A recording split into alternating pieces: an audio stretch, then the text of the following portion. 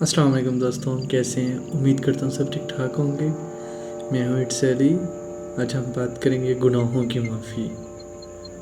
ایک دن رسول صلی اللہ علیہ وسلم نے حضرت عائشہ رضی اللہ تعالیٰ عنہ سے فرمایا، جو جی چاہے مانگو۔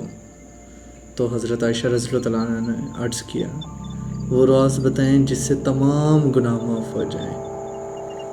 تو حضور اکرم صلی اللہ علیہ وسلم نے فرمایا، وہ یہ راز ہے کہ جب کوئی مومن کسی دوسرے مومن کا کانٹا چبھنے کے برابر تکلیف رفع کرتا ہے تو اللہ تعالیٰ اس کے تمام گناہ معاف کر دیتے ہیں اور جنت میں اسے اعلیٰ درجہ ملے گا۔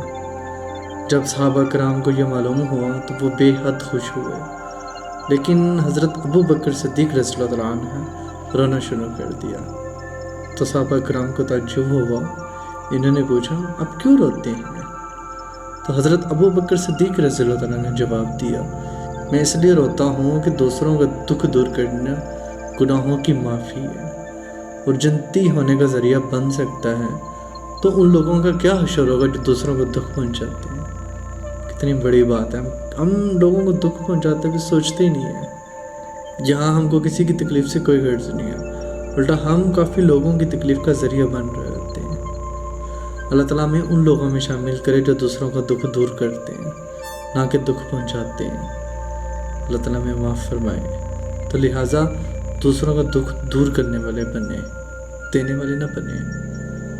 اللہ تعالیٰ ہمیں عمل کرنے کی توفیق عطا فرمائے۔ جزاک اللہ۔